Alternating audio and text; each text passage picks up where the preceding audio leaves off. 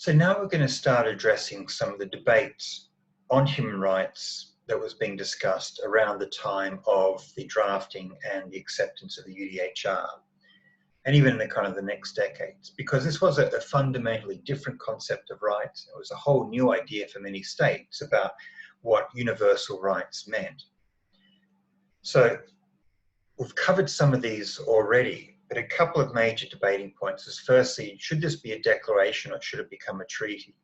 It was kind of quite a smart strategic move to say, let's get a declaration done and we can do this quite quickly because a treaty will take much longer.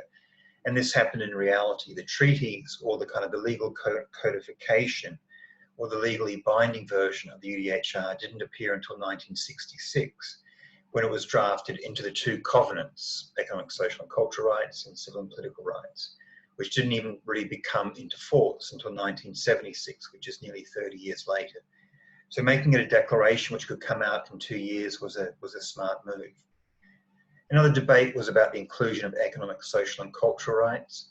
And again, as I mentioned, this was kind of pushed by Latin America, Asia and Africa, whereas Western Europe, North American countries, they weren't against it, but they were a little more kind of hesitant about including these as rights.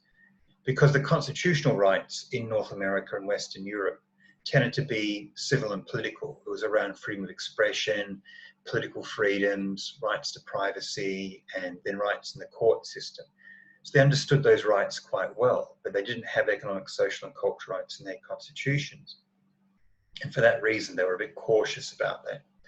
There were other issues like abortion, the right to terminate pregnancies, which was discussed, but eventually not included. Same thing about the right to petition a government to act. So there were some kind of rights that were debated, but eventually left out. Now, there were concerns about whether the UDHR should define things like torture and slavery and refugees. But it was decided in the definition that these would just be given as their term, and then later on they would be legally codified. As we see that torture was defined in the Convention Against Torture that came out in the 1980s, refugees in the Refugee Convention in the early 1950s. Though slavery has had a number of different definitions in ILO and other international treaties. So there are definitions there, but the UDHR does not give a distinct definition.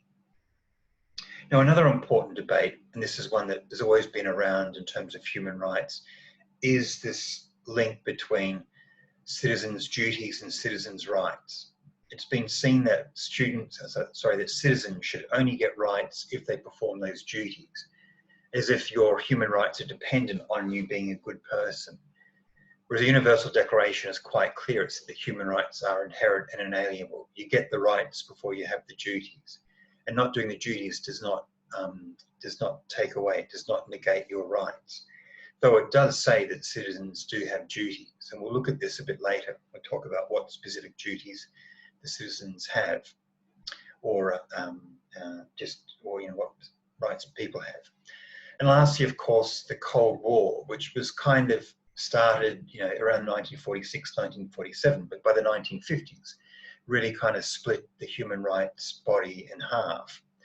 And so we have Soviet countries being quite supportive of economic and social rights, but not that strong in terms of political rights, and kind of the vice versa of Western Europe and North America.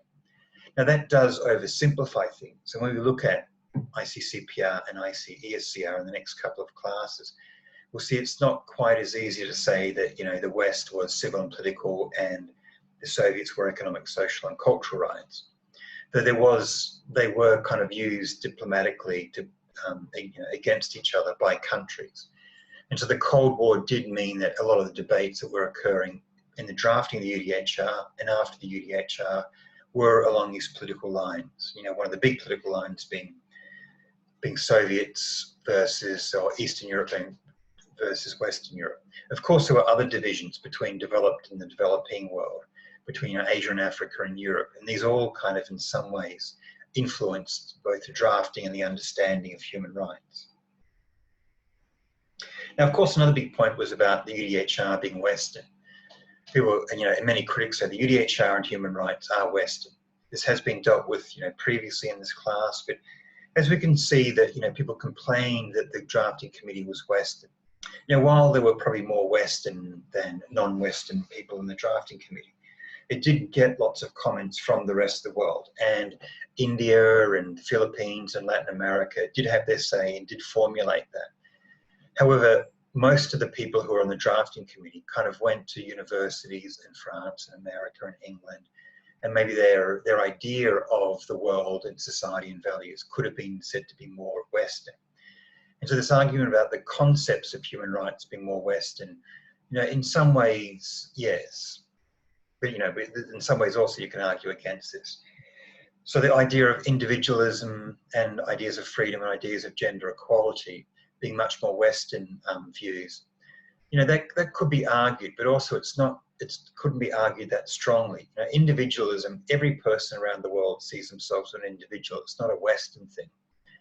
While Western countries are much bigger on, say, individual expression and freedom of expression than other countries, this doesn't equate purely with individualism.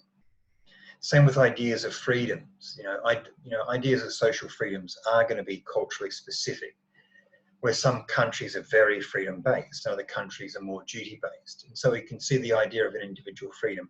It's very big in Western Europe and North America, where idea of community and family responsibilities is quite big in Asia. But this doesn't mean that human rights are all about freedoms, because human rights are about responsibilities as well. And even with gender equality, there's a bit of a myth that gender equality was much better in Western Europe and North America. For example, Thailand, access to universities and education and the right to vote was there right from the start of democracy in Thailand. When Thailand had its first elections in the 1930s, there was no question that women should get the right to vote. Whereas in most Western Europe and North American countries, women had to fight for that right to vote. And so the gender equality is a bit of a myth. And at the point, the claim that the United Nations was only made up of Western countries, that's not quite true, because there was a lot of Latin American countries. It's true that there was a real lack of African and Asian countries because of colonialism. But Western countries weren't the only kind of countries in the UN at the time. And so the UDHR being Western, probably more accurate to say that the West did have much more influence than their size and power. But still, the UDHR is an expression of universal human rights, and developing countries, African and Asian and Latin American countries, did have a significant amount of input into it. And we can kind of see this, I'll just go through this quite quickly, that in human rights in Southeast Asia, in the 1950s and 1960s and up to 70s, was quite strong. There wasn't kind of an idea of rights emerging from the West. So an important one is the Bandung Conference in 1955, which establishes a non-aligned movement. So in the world, we have the first world, which is the Western capitalist world, the second world, which is the communist Soviet world, and the third world, which is developing countries from Asia and Africa. These developing countries met in Bandung in Indonesia in 1955, and they talked about the rights of developing countries. And importantly, the very first lines of that conference kind of output document was about the importance of human rights. African and Asian countries saw human rights as very important. They looked at primarily in terms of racial discrimination and self-determination.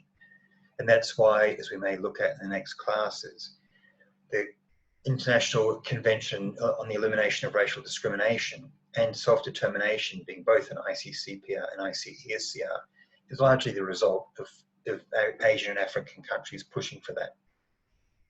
We also have, as you see here, early 1970s, the first human rights NGOs in the region, which kind of shows that human rights were a point of advocacy. And they have been, for around 50 years in Southeast Asia. Okay, now another debate that often occurs about the UDHR is its legal status. So we know that the UDHR is a declaration, so it's not legally binding. But there's lots of arguments about the legal impact of this. So some people say the UDHR is legally binding because if a country is a part of the UN and if it's legally bound by the UN Charter says, well, every country must abide by human rights, and the UN's definition of human rights is the UDHR. Therefore, countries are kind of legally bound by the UDHR. It's also in terms of the practice of the of the United Nations, where it demands states to respect the UDHR through things like the Universal Periodic Review, which we'll come back to later in the semester. But basically, the United Nations measures the state compliance to human rights against the UDHR. Now, there's also other arguments that it's a bit yes and a bit no in terms of its legally binding nature. So some countries, for the Philippines, and we can pick this up next week when we talk to human rights experts from the Philippines, that the courts in the Philippines recognize the UDHR and they can be seen as standards. This may also be the same in other countries, because I think in Nepal they've also used the UDHR. Now, another reason for saying that the UDHR is partially legally binding is because the UDHR contains many customary or jus cogens or peremptory norms. So the fundamental rights in the UDHR are basically, every country has to agree to them anyway. So the UDHR has definitely legally binding bits to it. Now, the people who say no, and this is a more realist view of law and of human rights, say that the treaties must be voluntary in nature and you can't force on people, and if a country hasn't signed and ratified the UDHR, therefore it's not legally binding. The UDHR is a declaration, and as a declaration, it's soft law, it's not hard law. And other people say that the UDHR itself is not legally binding, but instead you've got to look for those equivalent legally binding rights in other treaties, whether it's refugee for refugee law, a refugee convention for refugees, or civil and political rights for those rights, or CRC or child rights for those sections on the children's rights. So they say you don't go to the UDHR, you go to the treaties. But this also then reflects about the importance of the UDHR in Asia. As it was being mentioned before, if states have not ratified ICCPR and ICESCR, if they're not legally bound by them, that means you kind of have to go to the UDHR as the document for advocacy. It's also a point of advocacy in terms of the UN, in terms of critiquing a nation's human rights status through things like the UPR, Universal Periodic Review. So you want to see what's the rights in the UDHR so you can see if the state is respecting them in terms of the periodic review. The UDHR can be used in some courts, and also importantly as an education tool. The UDHR tends to be the most, the treaty which is distributed and read and understood the most. Through many schools, whether it's in Australia or Thailand or Pakistan or Taiwan or Korea, they tend to teach human rights as the UDHR, and therefore that makes it a strong tool for advocacy. So we're going to stop here before looking at some of the rights in the UDHR.